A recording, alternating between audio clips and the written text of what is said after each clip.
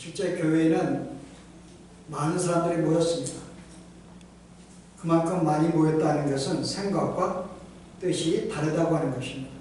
모든 사람의 생각이 틀리기 때문에 우리가 역사 이후로 교회에서 끊이지 않는 문제가 뭔가 하면 교인들 간의 다툼, 논쟁, 좀 심하면 이제 분쟁이 생기기도 하고 어떤 그런 문제들이 생깁니다.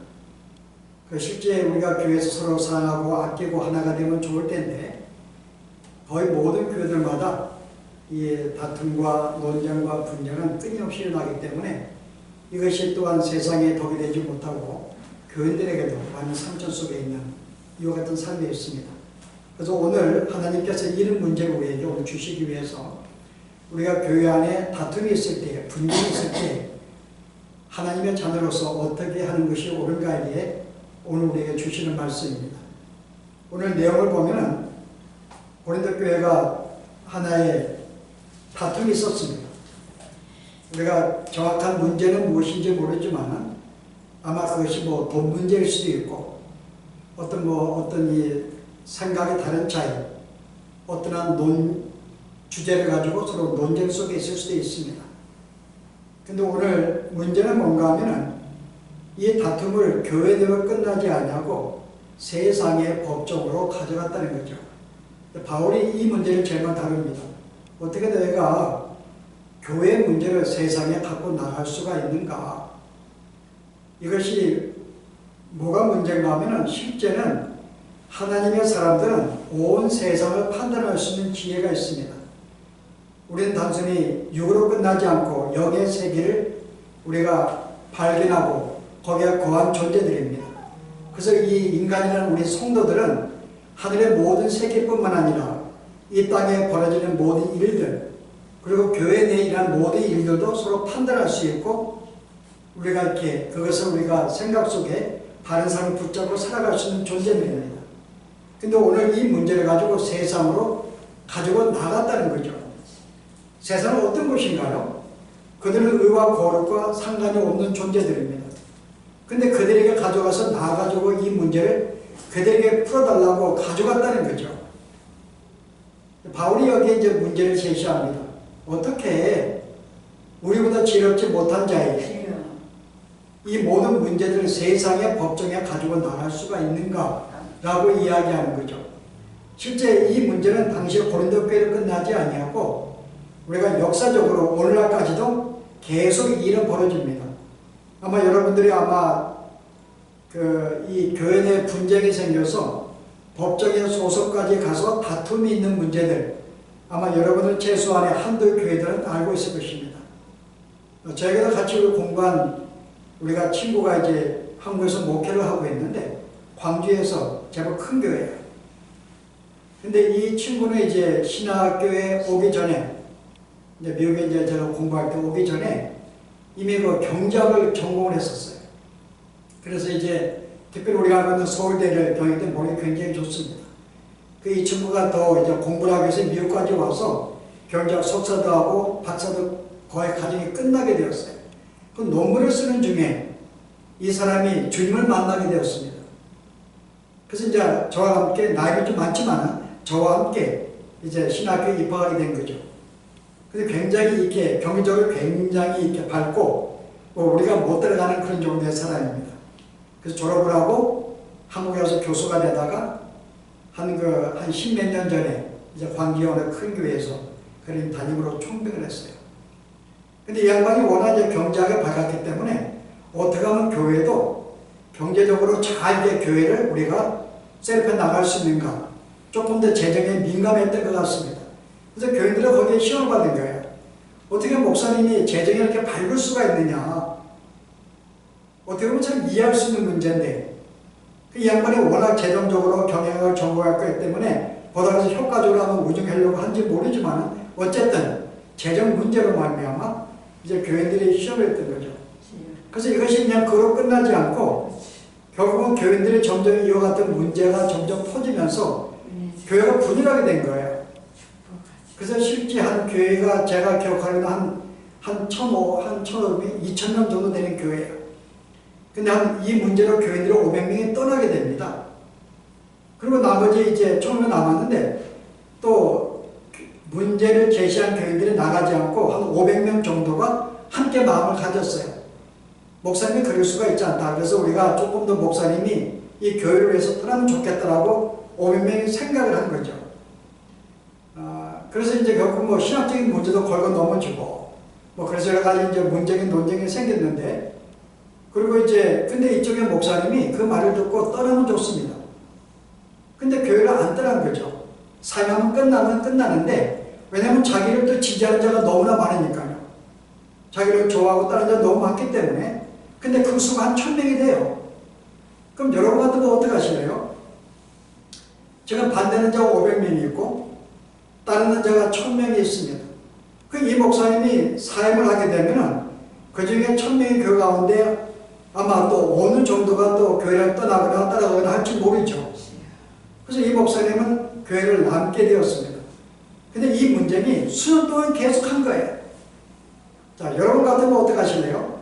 목사가 나가는 게 옳은 것인지 교회의 평화를 위해서 아니면은 내가 나가는 게 더 큰 교회에 분열을 줄 수 있기 때문에 오히려 문제를 일으키는 500명이 나가면 좋겠는지 근데 그 분쟁 이후로 교회가 워낙 크기 때문에 서로 나누어서 주일마다 예배를 드렸어요. 이게 1년 2년도 아니고요. 자, 여러분 같으면 어떻게 하실래요? 목사가 나가서 결국은 그냥 따라 나가든지 하여간 그래서 그게 옳은 것인지 아니면 교회가 떠나면 좋을 것인지 결과적으로 볼 때는 교인들이 떠났어요. 한 500명의 성도가 교회가 떠났습니다. 왜냐하면 1000명 정도가 있어서 그들이 어떤 생각을 떠났는지 모르겠는데 만약에 우리가 버티고 있으면 계속 분열 속에 있고 또 목사가 나감으로써 교인들이 더 많이 우리가 나갈 수 있다는 생각 속에서 이 500명이 그런 결정인지 모르지만은 하여간 교회를 떠나게 되었는데 그 중에 한 200명 성도는 다른 교회로 흩어지고 300명이 모여서 다시 교회를 개척하게 되었습니다. 그래서 목사님 모시고 교회를 다시 시작하게 되었어요. 이런 문제들이 실은 이 교회뿐만 아니죠. 우리가 뭐 사랑의 교회도 알고 있죠. 우리가 지난 7년 동안 계속 논쟁 속에 있었죠. 뭐 그럴 좀 이렇게 옥하는 목사님의 설교에 굉장히 만족하였고 그게 자부심이 있는 사람이 오직 목사님으로 말미암아 그 마음속에 뭔가 마음에 안 들었는지 하여간 뭐 재정에 뭐 공급했다든지 아니면 학위를 뭐 이렇게 좀 남의 글을 뭐 이렇게 베껴서 했다든지 뭐 학위가 인정할 수 없다든지 그런 문제는 논쟁이 생겨서 목사님이 나가기 원했어요. 근데 실제 사랑교회 알다시피 한 교인이 옥모서 들어가실 때 교인의 수가 출석 수가 한 10,000명 정도 되었거든요.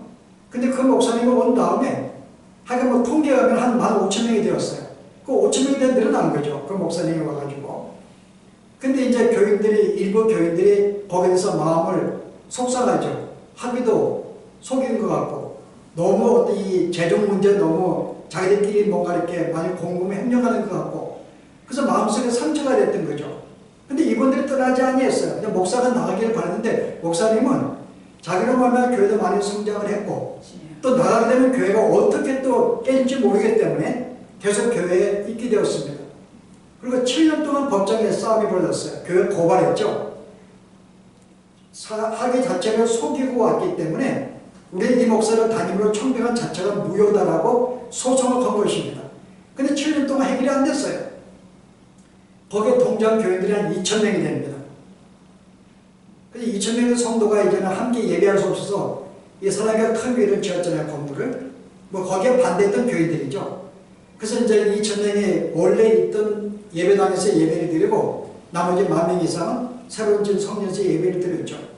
근데 그 교회에서는 이제 경 문제를 일으키니까는 그야말로 다 정지하게 됩니다. 그리고 그 교회 문을 사용하지 못하게 만들었어요. 그 교회는 그 사람들은 우리가 그냥 우리 분열하자. 이 교회 우리가 옛날 교회 우리가 예배 드릴 수 있으면 그냥 이 문제 없기로 하겠다. 근데 이제 오정의 목사는 그럴 수가 없다. 내가 나가든지 징계를 받든지 하여간 뭐 그래서 교회가 7년 동안 있었는데 최근에 화해가 되었어요. 그래서 뭐 화해는 뭐 어떻게 될지 모르지만 목사는 징계하는 것을 처리하기로 하고 그냥 교인들도 하기 그런 문제 없던 걸로 하고 그냥 함께 있게 돼서 결국은 하나가 된 그런 결과가 나왔습니다. 여러분, 이런 문제가 두 교회뿐이겠냐고요, 여러분. 지금 굉장히 많죠. 근데 이런 문제가 단순히 어떤 우리의 현실을 떠날 수 있는 문제가 아니라 실제 모든 교회마다 일어날 수 있는 문제이고, 때로는 우리도 경험을 했기도 하고 경험을 할 수도 있고 지금 경험하고 있는 문제일 수도 있습니다. 우리가 이때 하나님의 사람으로 우리가 이 문제를 우리가 어떻게 범죄하지 아니하고 우리가 주 앞에 바른 믿음 가운데 우리가 이 문제를 해결할 수 있는가가 실제 우리에게 안건의 문제이죠. 우리가 교회가 문제가 될 때 제일 먼저 다툼이 있습니다. 오늘 봉독한 내용에 1절에 보았더니요. 자, 이제 두 사람의 성도의 문제가 생겼어요. 한 사람이 예서 돈을 얼마를 꾸어줬는데 아니 받지 못할 수도 있습니다. 아니면 어떤 사업을 하다가 사업이 안 될 수가 있었어요. 둘이 동업하다가. 그래서 이 문제를 서로 양보하지 않고 서로 내가 그 손해를 내가 볼 수 없다고 생각해서 법정으로 가져간 문제입니다. 바울이 이 문제에서 어떻게 이야기를 해요? 이것은 부끄러움이다. 교회의 특징이 뭘까요? 교회의 특징은 사랑입니다. 그리고 용서예요. 그리고 용납입니다. 긍휼을 베푸는 게 교회의 삶의 특징입니다. 성도가 예수를 믿는데 우리의 삶 가운데 가장 특징적인 삶은 서로 용서하고 긍휼을 베푸는 거예요. 왜냐하면 우리가 그 용서를 받았기 때문에. 그리고 성경은 창세기부터 끝까지 항상 뭘 강조해요? 우리를 용서하시고 긍휼을 베푸시는 하나님의 모습이 소개가 됩니다. 그래서 제사의 문제라든지 계속해서 그리스도가 오신 우리의 죄를 용서해 주겠다는 우리의 죄를 덮어주는 문제가 창세기부터 우리가 모든 시간 끝까지 계속 이 문제를 다루고 있어요. 그 실제 우리가 성도들이 구원받은 성도들이 가장 우리의 삶 속에 나타나는 특징이 뭔가 하면은 용서입니다. 용납입니다. 받아줌입니다. 긍휼을 베푸는 것, 이게 우리의 삶의 특징이 돼야 돼요. 근데 실제 교회 현장 속에서는 이런 문제가 없다는 거죠. 내가 정말 말할 수 없는 그런 은혜를 받았고 용서를 받았음에도 불구하고 여전히 우리의 삶 속에서 나에게 잘못한 자에 대해서 용서하지 않는다고 하는 것입니다. 근데 우리는 이 정도는 할 수 있어요. 그가 잘못을 인정하고 나에게 그 용서를 구할 때에 우리는 그 정도 우리는 내 마음속에 긍휼을 베풀 수가 있습니다. 여러분 어때요? 우리는 그 정도는 어떤 사람은 그것도 못하지만은 나가 용서를 구하면 우리는 용서를 할 수 있는 정도의 신앙의 덕이 있습니다. 그런데 상대가 굳이 잘못을 인정하지 않고 굳이 자기도 잘했다고 뽀뽀 우길 때 그러면 어떻게 했어요? 용서는 문제가 아니에요. 이걸 내가 어떻게 하면 좋을지 여러분 어때요? 이러면 어떻게 하면 좋을까요? 상대가 용서를 구할 계속 주장을 합니다. 오히려 내가 잘못됐다는 거죠. 오히려 네가 잘못됐기 때문에 네가 나에게 용서를 구하라고 합니다. 그런 상황을 맞이할 때 우리는 어떻게 하면 좋을까의 문제입니다. 여러분 어때요? 어떻게 하면 좋겠어요? 안성기 집사님은 우리에게 가장 분쟁이 없이 지낼 분이기 때문에 주어도 괜찮을 것 같아요. 집사님 같으면은 뭔가 형제가 잘못을 했는데 형제가 잘못하지 않았다 그러고 계속 오히려 자기 주장을 할 때 집사님 같으면 어떻게 하면 좋겠어요? 우리는 이 문제를 어떻게 하면 좋을지 웬만한 성도 같으면 그냥 덮고 넘어가는 성도가 많습니다. 그냥 없는 거로 나 혼자 끝내는 거로. 그러면 끝나면 좋은데 상대는 계속 또 뭐가 억울했는지 계속 그 문제를 자기 혼자 두지 아니하고 계속 다른 사람이 이야기해가지고 자기를 점점 공지에 몰아넣는 거예요. 나는 그냥 용서하고 내가 그냥 손해본다 생각하고 참으려고 했는데 상대에서 나를 공격을 합니다. 계속 말이 커지고 점점 내가 나쁜 사람이 돼가는 거예요. 자, 그럴 때 어떻게 하겠어요? 그럴 때 어떻게 하겠는가? 오늘 바로 우리에게 뭐라고 이야기하죠? 손해를 보는 것이 낫지 아니하니라고 이야기하는 거죠. 여러분 참 이 문제가 우리에게 쉽지 아니합니다. 내가 참 손해를 봐. 왜? 받으라고 하는 거죠. 우리가 이 문제를 과연 우리가 받을 수가 있을까? 그냥 왜냐하면 예수님이 하셨기 때문에 예수님이 실제 많은 비난과 멸시를 받아도 그런 한마디 입을 열지 않으셨습니다. 그분은 잘못한 것이 없어요. 근데 바리새인 여러 가지 죄명을 씌워서 그를 공격하고 죽이려고 합니다. 우리 같은 무슨 변명할 수 있는데 털 깎이는 어린 양같이 잠잠히 계셨어요. 이게 예수의 모습이기 때문에 오늘 우리도 그렇게 살라고 이야기를 합니다. 그럼 우리도 뭐라 그래요?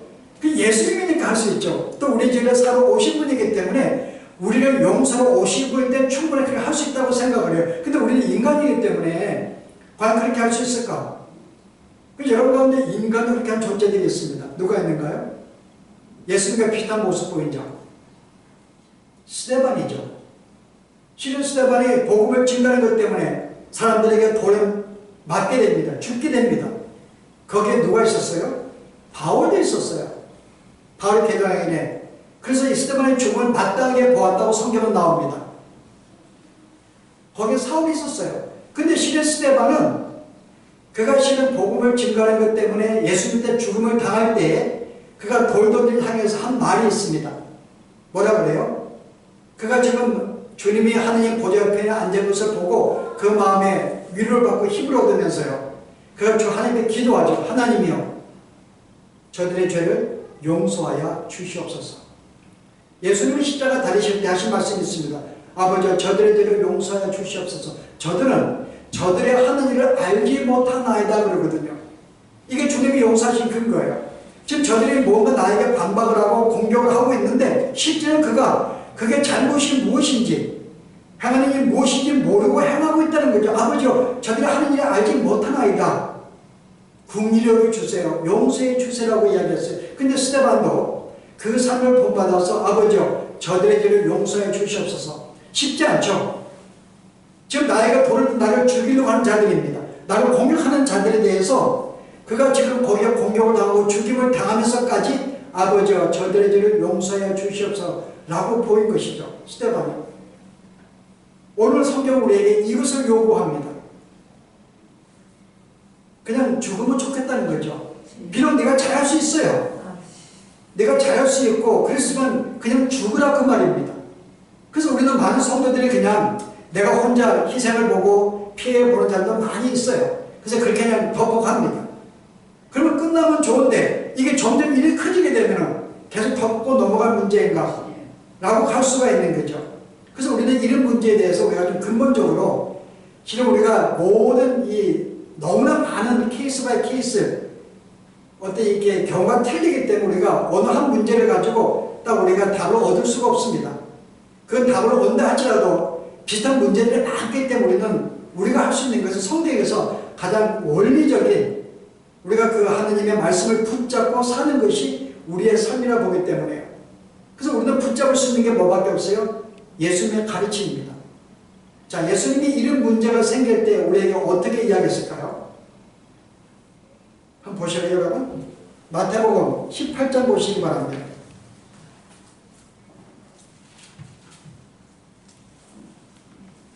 18장 15절에요. 내 형제가 죄를 범하거든 가서 너와 그 사람과만 상대하여 공고하라. 만일 그러면 내가 내 형제를 얻은 것이요. 예수님께서 첫 번째 말씀하신 거예요. 형제가 죄를 범하거든. 어떤 사본에는 형제가 너에게 죄를 범하거든 이렇게 나옵니다. 어떤 사본은요. 그래서 우리가 여기 볼 때는 아마 나에게 죄를 지을 것 같아요. 형제가. 그래서 너는 그에게만 가서 그만 둘는 상대라고 이야기합니다. 그래서 하나님은 우리에게 실제 그냥 단순히 내가 용서해 끝내 라고 말씀하고 있지 않다는 거죠. 우리는 우리의 신앙의 도로는 내가 참지, 내가 뒤집어 쓰지, 내가 오해하지 하고 끝나면 되는데 오늘 예수님은 그렇게 이야기 안 해요. 네가 모든 죄를 뒤집어 쓰고 죽어 라고 이야기하지 않고 우리에게 주신 말씀은요. 이게 우리를 힘들게 하는 거예요. 너는 가서 끝나지 말고 혼자 네가 참지 말고 가서 형제에게 가가지고 그의 잘못을 이야기하라고 이야기합니다. 이게 우리에게 어려운 거예요.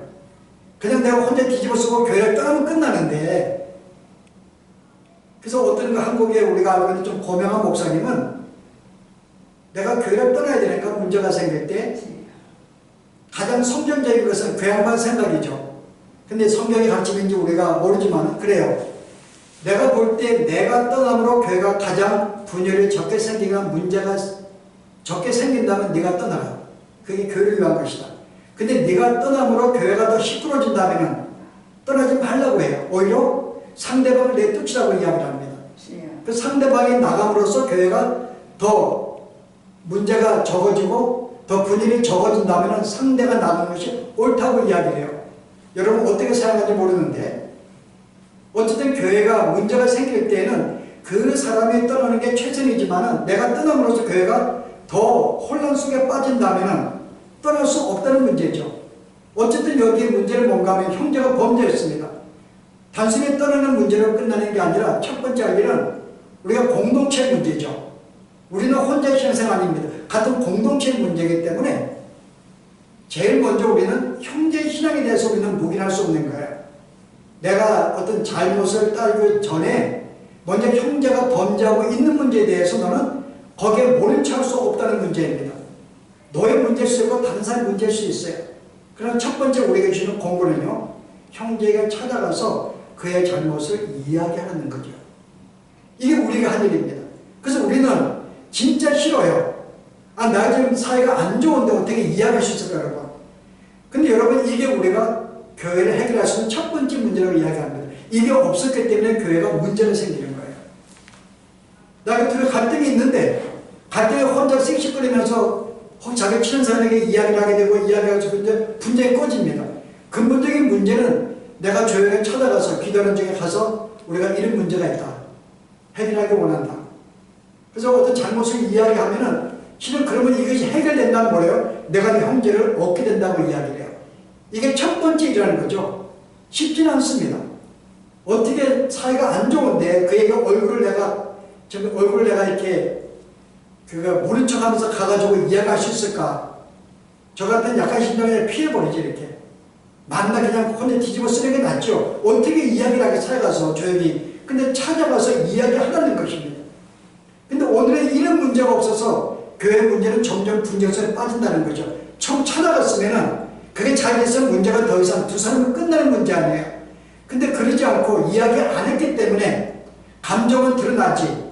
점점 다시 듣게 되지. 그래서 결국은 이 문제가 커지게 되기 때문에 교회 분쟁을 막기 위한 첫 번째는 먼저 가서 형제라면서 이야기하면 좋겠다는 것입니다.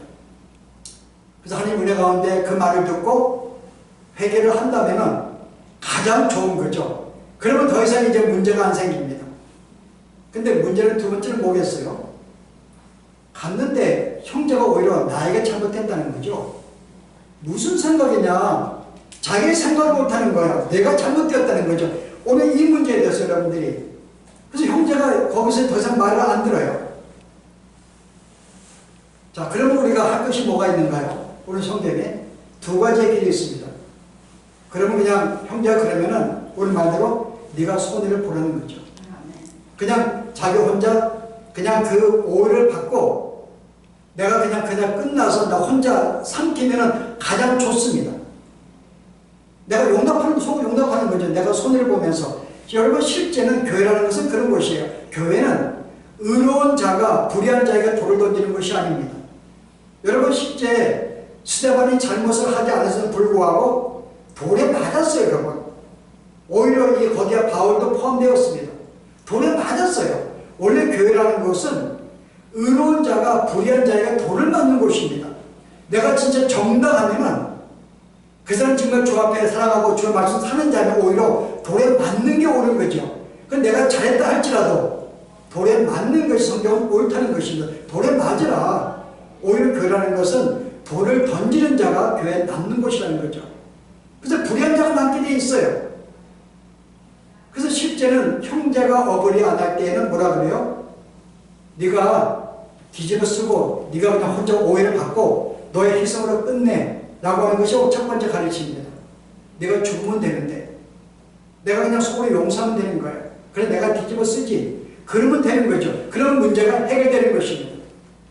뭐 조금 여겼으면 그래. 생각하면 내가 너의 마음을 사랑한 건 내가 잘못한 것 같으네. 라고 이야기하면서 거기서 끝낼 수가 있습니다. 그러면 두 사람을 끝내버리죠. 그런데 와가지고 용서를 했어요. 더 이상 마음이 없습니다. 그런데 우리 마음에 뭐가 있어요? 근데 여전히 그 형제에 대해서 뭔가 그런 재전 상태에 계속 있는 것이 내가 용납이 안 되는 거예요. 나는 용서했어요. 내 마음속에 안극이 없습니다. 그리고 끝나면 끝날 수 있는 내 마음속에 계속 이 문제를 끝나고 싶지 않는 거죠. 내가 가만히 있으면 형제는 계속 죄 가운데 있는데 그럼 어떻게 하면 좋을까? 이제는 내 문제를 떠나서 어떻게 하면 좋을까? 성령께 그 마음을 줄 수가 있습니다. 그 이제는 내가 잘못을 따지는 문제가 아니라 이제는 형제가 죄 가운데 있지 않기를 그런 바라는 마음이 있을 때 하나님이 그에게 어떤 마음을 주신대요? 오늘 성경에 이런 마음도 주신다는 거죠. 그러면 진짜 그러면 형제를 돌이키게 하기 위해서 너와 생각이 같은 두세 사람을 데리고 가라고 하는 것입니다.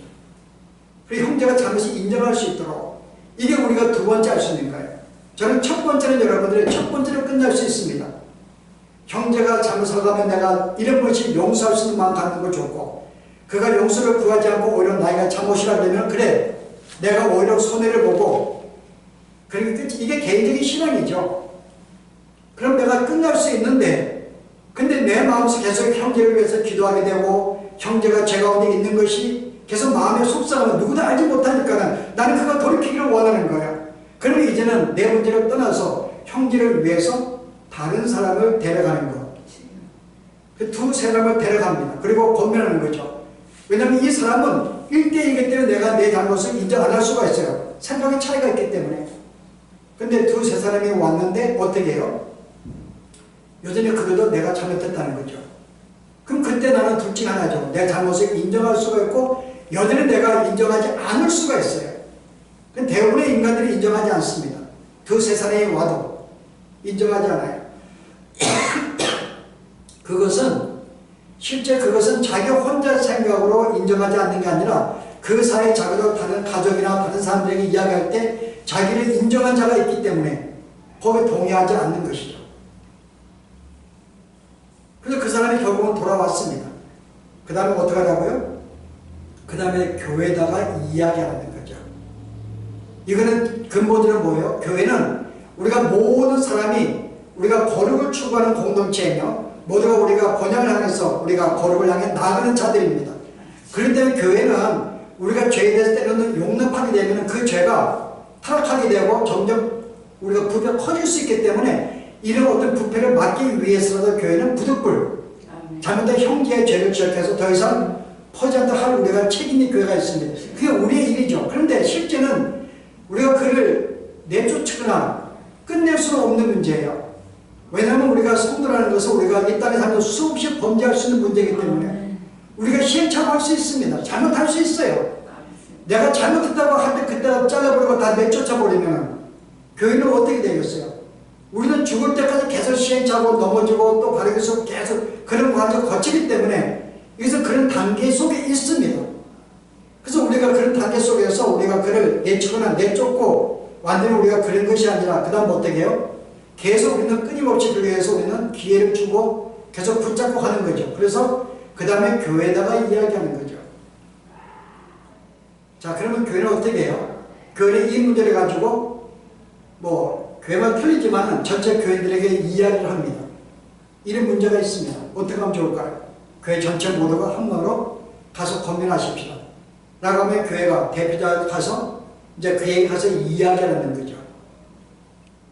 여러분 이 정도 과정을 거치면 여러분들이 분쟁을 우리는 빨리 막을 수가 있고 다툼도 막을 수가 있습니다. 제일 먼저 우리가 막지 못한 것이 내가 그에게 찾아가서 함께 이야기하지 않고 실은 겉에서 그냥 논쟁 속에 내가 겉에서 자기 주의와 이야기를 불평하면서 사건이 커지면서 막을 수 없는 상태에 가는 게 이게 문제인 거지 처음부터 이야기를 하면 문제가 빨리 잘 끝날 수가 있어요. 근데 어쨌든 결과적으로 결국 세 번째 중요한 마지막까지 갑니다. 교회까지 가서 이야기해야 한다는 거죠. 교회가 가서 이야기한다는 거죠. 근데 교회도 이야기를 했는데 그가 말을 듣지 아니하면 뭐라 그래요? 그를 내쫓으나? 그렇지 않습니다. 뭐라 그래요? 듣지 않거든 이방인과 세리같이 여기라고 이야기합니다. 이게 우리가 이제 한 모습이에요. 그를 이방인같이 예수 안 믿는 사람같이 여기라고 이야기하는 것입니다. 내쫓으면 좋겠는데 교회 징계하고 근데 실은 내쫓으라는 말 없어요. 근데 앞에서 또 내쫓으라 그래 또 바울이 앞에 여러분이 그 5장에서 보면은 이런 악한 자를 내쫓으라고 이야기합니다. 우리가 이 문제에 대해서 아니 한쪽은 내쫓으라 그러고 예수님은 이방같이 여기라 그러고 이 이방이 여기라는 건 내쫓으라는 말인가? 그런 말은 아니죠. 여러분 실은 이 5장 앞에 우리가 앞에 본문을 우리가 다루지 않았는데, 앞에 우리가 지난주 우리가 같은 이 음행의 문제, 같은 우리가 문제이기 때문에 제가 그 문제 스킵했지만요. 거기에 우리가 스킵한 본문이 뭐가 나오죠?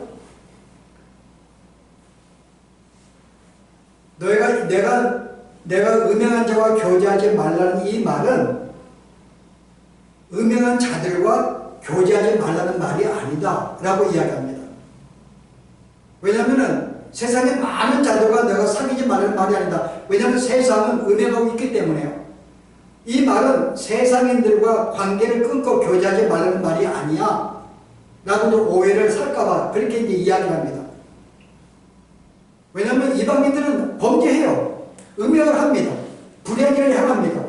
아니 그대로 관계를 끊어보고 원수같이 여기게 되면 어떻게 지내겠냐고요. 우리가 세상 사람들에게 원수같이 여기지 않습니다. 그들은 범죄하여도 음행하여도 불의한 삶을 살아도 도둑질하여도 우리는 그와 원수를 지내지 않아요. 불의한 불신자들하고는 어떻게 지내는가요?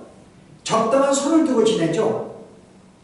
우리가 함께 친하게 지낼 수도 있어요. 근데 가장 근본적인 삶의 원리는 우리는 갖고 있습니다. 구별된 삶을 가지고 있습니다. 우리는 거룩을 추구하는 자들이에요.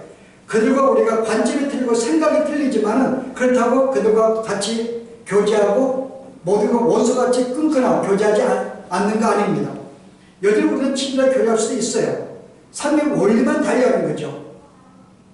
원수같이 안 여깁니다. 근데 교회 안에서 범죄한 자가 있으면은 그걸 원수같이 여기라고요? 아니 세상인도 우리가 원수같이 안 여기는데 어떻게 교회 내 범죄한 자를 원수같이 여기란 말이에요?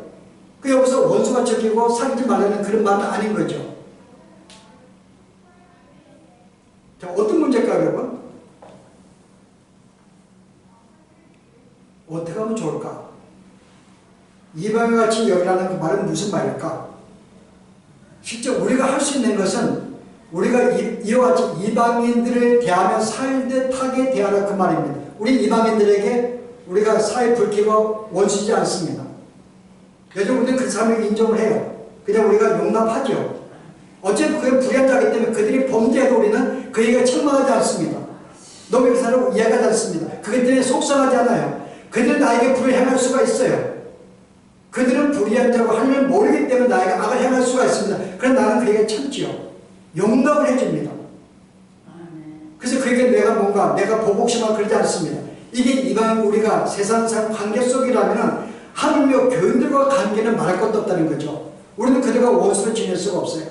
그래서 한 가지 방법은 이방인같이 하나님을 믿지 않는 자와 같이 그를 여기라 그 말입니다. 그러면 그가 어떻게 해요? 더 이상 권면을 못하죠. 너 왜 죄를 책망을 못합니다. 이제는 그를 위해서 기도할 뿐이죠. 그를 대할 때 이제는 그가 불신자라고 생각을 하고 그를 대하는 것입니다. 그럼 나는 어떻게, 난 더 조심할 수밖에 없는 거죠.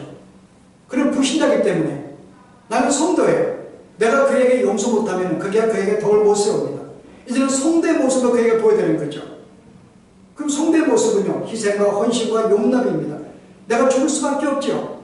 이게 바로 이제 여러분이 알고 있는 모세나 바울의 모습입니다.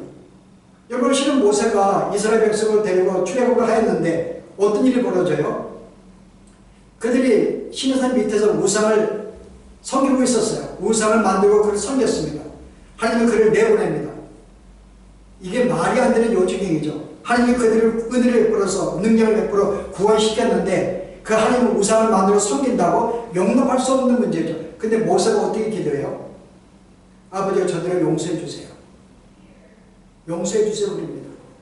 만약에 저들을 하나님이 멸망시킨다면 저들을 멸망을 시키기 위해서 출애굽을 시켜가지고 저들을 멸망을 시켜 하나님의 악한 의도라고 해석할 수 있기 때문에 하나님의 영광을 위해서도 저들을 죽이시면 안 됩니다. 그럼 하나님이 아주 못난 하나님이 되는 거죠. 저들을 멸망시키려고 끊으실 하나님밖에 안 되기 때문에. 그래서 그 다음에도 뭐라고 그래요? 하나님이요, 만약에 저들을 용서할 수가 없다면 차라리 저로 하여금 생명책에서 내 이름을 제거를 해 주시면서까지 나를 그렇게 해주세요. 대신 저들을 용서해 주세요 이야기합니다. 이게 바울의 심정이었어요. 그래서 바울은 이미 그들 하니까 범죄했지만 어때요? 여전히 그들을 긍휼히 여기고 그들의 용서받는 그런 마음으로 그들에게 자기가 오히려 생명책에서 제거하는 함이 있다 할지라도 오히려 그들에게 긍휼을 베푼 그 모습을 우리가 볼 수가 있습니다. 이게 모세의 모습이고 오늘 성도의 모습에 더해야 한다는 거죠. 우리는 그가 말을 안 듣고 우리가 교회에서 정진해도 역시 말을 안 들으면은 우리는 그에게 이제 이방인과 같이 대할 수밖에 없고 이방인 되는 순간부터는 나에게 최선의 성도의 모습을 보고 살 수밖에 없는 거죠. 다시 그를 돌이키고 성도를 만들기 위해서는요. 여기에 우리의 힘듦이 있습니다. 그래서 바울도 어떻게 해요? 바울의 삶은 한평생 그는 유대인들에게 핍박을 받고 살았어요. 유대인들이 그가 복음을 증거한 것 때문에 40명이 그들을 결단해가지고 우리가 바울을 죽이기 전까지는 이 음식을 먹지 않겠다고 결단한 그룹들도 있었어요. 바울이 30년간 복음을 증거할 때 1차, 2차, 3차를 갈 때 끊임없이 따라가서 당했던 자가 유대인입니다. 근데 바울은 그들에서 뭐라고 얘기했어요? 로마서 9장 2절에 보았더니요. 아버지요, 저들을 용서해 주세요. 지금 나에게 돌을 던지고 있고 나를 핍박하고 나를 공격하고 있는데 뭐라고 그래요? 용서해 주세요. 내가 저들이 하나님이 용서해 주신다면 내가 차라리 저주를 받아 주의 은혜에 끊긴다 할지라도 내가 그런 상황에 놓인다 할지라도 나는 저들에게 구원받기를 원합니다. 라고 기도했던 것이 바울의 모습이죠. 이게 구원받은 자의 모습이라는 거죠. 그래서 오늘 우리가 마땅히 교회를 위해서 이렇게 가서 권면하고 위해서 기도해주고 두 사람에 가서 하고 그래도 그가 굴복하지 않을 때는 교회까지 가서 권면하도 불구하지 않을 때에는 마지막에 뭐예요? 이방과 같이 생각을 하고 그와 대화라 그 말입니다. 더 이상 그게 요구할 것이 없어요. 존재할 수가 없습니다. 오히려 그로 하여금 이제는 위에서 기도할 수밖에 없고 사랑으로 품을 수밖에 없고 주님이 그의 긍휼을 베풀 때까지 용서할 수밖에 없는 그런 관계 속에 너희는 이와 같은 삶을 우리가 산다면은 너희가 교회에 문제가 생길 때 그래도 교회가 조금 더 우리가 하나된 마음으로 나가지 않겠는가 하는 것이 바울의 권면의 말씀이고 주님께서 우리에게 주신 말씀입니다. 물론 우리는 이 땅에 살면서 많은 케이스를 만나기 때문에 어떤 것이 옳은지 우리가 최선을 붙잡을 수 없어요. 나는 최선을 했지만은 끝나고 나면은 이거 내가 잘못한 것 같다고 할 수가 있습니다. 그래서 오늘 우리 마음속에는 어떤 마음이에요?